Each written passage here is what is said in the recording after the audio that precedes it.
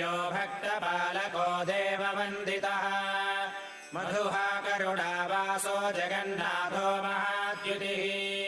जगन्मयः कराळास्यो रक्तमाल्याम्बरप्रियः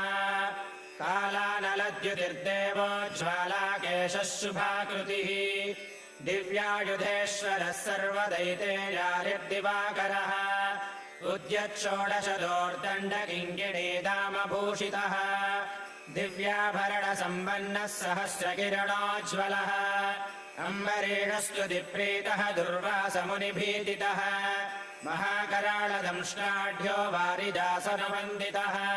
ऋषिकेशो निर्विकल्पो दुष्टजन्तुभयङ्करः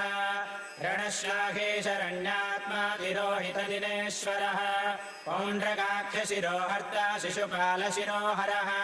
गजेन्द्रक्लेशसंहर्ता प्रणतार्तिविनाशनः